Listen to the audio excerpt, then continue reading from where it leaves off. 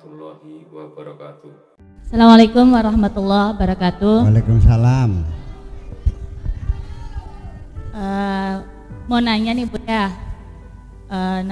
Pertama nama saya Siti Soleha. Saya mau nanya, menurut Bu ya, hak kewajiban seorang suami istri itu seperti apa? Kebanyakan kan seorang suami itu lebih menuntut kepada istrinya tentang kewajibannya, sedangkan dia sendiri itu kadang-kadang lupa kewajibannya sebagai seorang suami itu seperti apa. Gimana Ibu-ibu? Yang kedua, masalah Rasul itu kan katanya naik sampai Sidratul Muntaha. Sedangkan malaikat Jibril tidak sampai masuk ke Sidratul Muntaha. Hakikatnya kan Rasul itu kan seorang basyariah, sedangkan malaikat Jibril kan diciptakan dari nur. Itu bagaimana Ustaz? Bagaimana Bu ya? Ya, makasih. Assalamualaikum warahmatullahi wabarakatuh. Waalaikumsalam. Saya nanya, hak kewajiban suami istri itu di Arab apa di Purwawinangun? Di Purwawinangun. Ya, berbeda sebab kalau pernikahan di sana berbeda dengan di sini, filosofisnya berbeda. Awas, kalau di sana namanya orang kawin itu kontrak. Awas, namanya kontrak.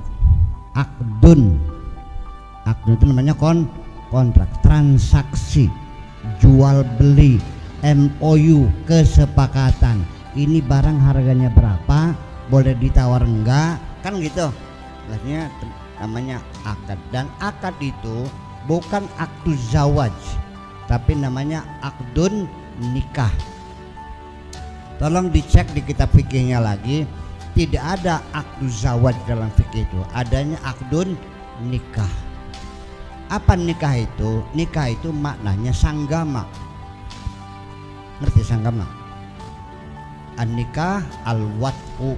Jadi akdu nikah itu transaksi seksual. Makanya di sana kalau orang kawin tuh pertama adalah seorang calon menantu menghadap pada calon mertua, menyatakan lamarannya, nanti siap-siap menghadapi banyak pertanyaan. Namamu siapa? Sekolahmu sampai apa? Pekerjaanmu berapa? Gajimu berapa? Punya rumah berapa? Punya mobil berapa? Punya sawah berapa? Nanti mas kawinnya berapa kilo masnya? Nanti gaji istrimu sebulannya berapa? Nafkah itu artinya gaji bulanan. Sebab nanti resikonya kalau 3 bulan berturut-turut tidak beri nafkah maka jatuh talak 1. Betul nggak?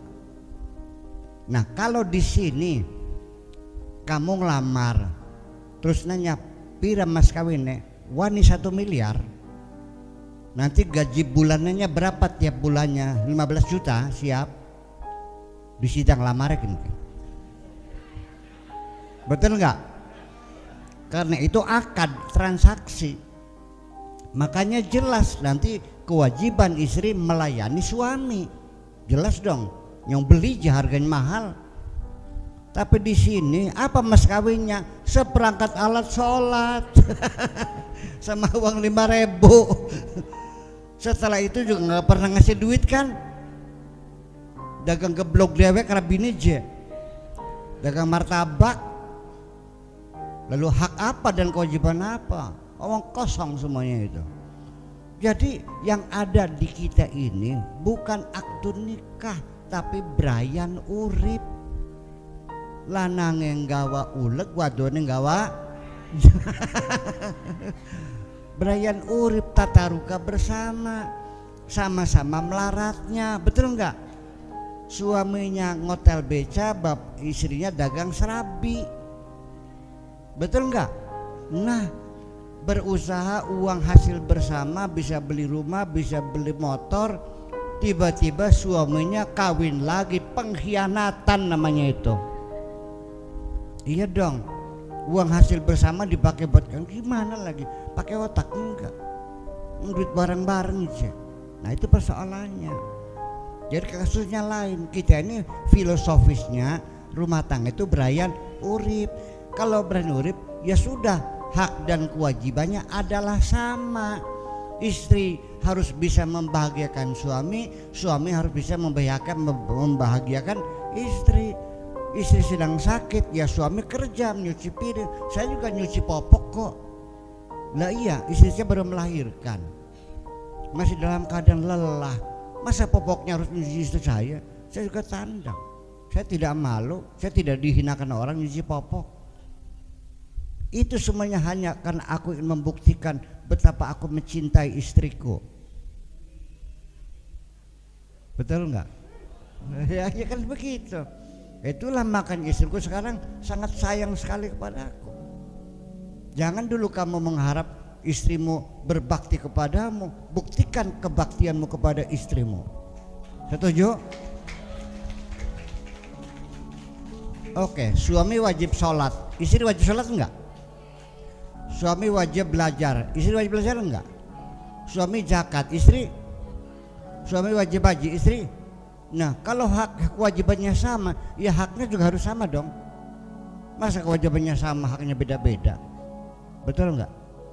Nah adapun ada hadis Nabi yang mengatakan apabila seorang suami minta kepada istrinya, "Embu jaluk apa ini?" Pokoknya minta ya. Kemudian istrinya tidak memberi, idza talaba ar-rajulu imra'atahu fa'abat. Kemudian suami itu tidur sambil marah, tsumma nama wa huwa ghadban la'anahal malaikatu hatta tusbih, maka perempuan itu akan dilaknat oleh Allah sampai pagi.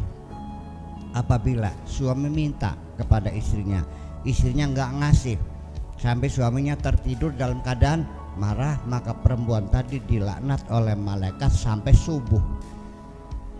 Jelek turun, kunyuk sih lagi, bermabur lagi. Turun malaikat yang lain, cemerak. Terbang lagi, turun malaikat lagi, koplok. Budek enggak? Budek. Oke. Itu hadisnya begitu kan? Pernah dengar kan? Di Ongkodulujan kan? Nah sekarang sebaliknya, kalau perempuan nggak mungkin akan mengatakan minta kepada suami, betul nggak? Malu dong, ya nggak? Tapi kan suami kan jangan songong, harus paham. Istri minta apa harus paham, nggak usah harus minta dong. Sudah mandi, sudah pakai deodoran, sudah pakai bedak, pakai lipstik, pakai maskara, pakai shadow, pakai baju transparan, sudah duduk di pinggir ranjang. Suaminya goblok banget, siran enggak perlu ngamanti. Mau pergi kemana kau? Goblok banget sih. Setelah itu ditinggal tidur kleker-kleker. Nah lelaki yang tidak membahagiakan istrinya diapain tuh? Dilaknat. Kayak tadi koplok-koplok, enggak, digejog lak-lakan sisan. Setuju enggak? Tahu lak-lakan itu apa? Tenggorokan paling dalam itu lak-lakan, digejog sekalian. Jadi hukumannya lebih berat kalau suami tidak membahagiakan istrinya. Itu. Iya dong. Betul nggak? Karena tanggung jawab di pundak sang suami lebih besar. Maka sakit hati istri sekecil apapun kau menanggung dosanya itu. Paham wes? Oke.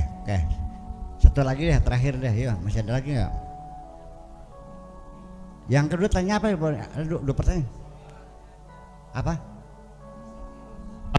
Oh, begini. Cek.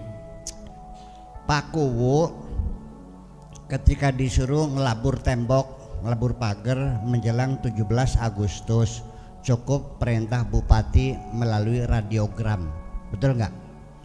Kemudian Pak Kuwu diminta suruh melunasi PBB, cukup melalui Pak Camat, ya kan? suatu ketika dipanggil langsung menghadap bupati, masuk kamarnya bupati, ajudan-ajudan suruh keluar semua. Kira-kira perintah apa nih? Pasti sangat penting sekali. Makanya Nabi Muhammad disuruh puasa cukup Jibril yang menyampaikan, disuruh zakat cukup malaikat yang menyampaikan, semuanya kecuali sholat Nabi dipanggil langsung menemui Tuhan di headquarter, di markas besarnya Tuhan, namanya Sidratil Muntaha. Jibril keluar, tutup, nggak boleh lihat. Artinya ini berarti betapa pentingnya instruksi Tuhan itu. Makanya as-sholatu imaduddin, faman aqamaha faqad aqamaddin, wa man tarakaha faqad haddamaddin. Itu saking pentingnya. Lalu yang jadi pertanyaan, kenapa Jibril sebagai rohani kok tidak bisa menemui Tuhan? Nabi Muhammad sebagai manusia yang berbentuk berjasad kok bisa menemui? Anda salah paham. Rohnya malaikat Jibril dengan roh manusia masih hebat rohnya manusia. Kalau rohani Jibril mah hanya nuraniyah, tapi roh manusia itu roh ilahiyah. Wa idza sawaitu wa nafakhtu fihi mir ruhi. Ketika sempurna bangunannya, kutiupkan dari rohku. Makanya rohani manusia jauh lebih tinggi daripada rohaninya malah malaikat. Atas itulah malaikat semua diminta bersujud kepada Adam, karena Adam sebagai pintar tinggi rohaninya berbeda, masih mampu juga manusia daripada malaikat mah. Jadi kamu jangan bangga ketemu malaikat, malaikatnya yang senang ketemu sama kamu. Enak banget sih kamu. Nah iya dong, malaikat-malaikat setiap malam menunggu kamu bangun tidur, menunggu kamu bangun, menunggu kamu bertahajud. Ketika sholat kamu khusyuk, malaikat semua di belakang bermakmum kepada kamu. Idz qala rabbuka lil malaikati isjudu li adama fasajadu, semua bersujud. Jadi artinya yang Nabi Muhammad mampu, malaikat nggak bakal mampu. Nah itu artinya bahwa kamu ini jenderal-jenderal linglung. Jenderal ketemu kopral bangga, aku ketemu kopral sih gimana? Kamu di jenderal-jenderal, karena dudukan kamu itu sebagai khalifah di dunia ini, dan mereka itu membantu kita. Paham nggak? Iya, ada yang pada ikut nggak kalau malam Sabtu di lautan tuh istighosah? Nggak pernah, belum ada begitu ya?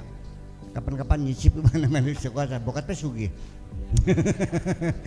Kalau malam Sabtu jam 12 malam sampai anak putri boleh, tapi nggak boleh sendirian ya, bawa orang tua. Setiap malam Sabtu di Tegalagung, Karangampel sana. Itu. Kalau yang senang mancing boleh, nanti mancing sama saya sana di lautnya. Istighosah mulai jam 11, jam 12 malam. Nah kita maghrib sudah ada di pantai di sana, Karangampel, Tegalagung sana, Benda, pasar Karangampel lama tuh, masuk situ. Ya sampai situ. Nah itu setiap malam saya mancing di situ. Itu ada aja orang ngomong nih, Buya tuh sebetulnya mancing itu pura-pura saja. Sebenarnya lagi ngobrol sama Nabi Khidir. Kata saya, maksudnya apa? Iyalah pura-pura saya mancing beneran, bukan mau. Enggak, Gus pasti gitu. Terus maksudnya apa? Apa saya bangga ketemu Nabi Khidir? Pertanyaan saya begini, yang bangga apa saya ketemu Nabi Khidir, apa Nabi Khidir yang bangga ketemu dengan saya? Saya bertanya. Iya dong. Bagi saya nggak ada urusan ketemu Nabi Khidir, ketemu malaikat, enggak. Tidak ada hebatnya aku bertemu dengan siapapun, wahai anak-anakku sekalian. Dengan jenderal, dengan malaikat Jibril sekalipun, saya tidak bangga bertemu dengan siapapun. Yang paling kubanggakan adalah nanti ketika aku bisa bertemu dengan Sang Pencipta ini. Paham nggak? Itu yang pelang tanggung, iya. Yang hebat ketemu orang Gusti Allah, paham bikin ke? Semua makhluk nggak bisa kok. Mikir itu nggak punya surga nggak apa, gimana lagi? Betul nggak?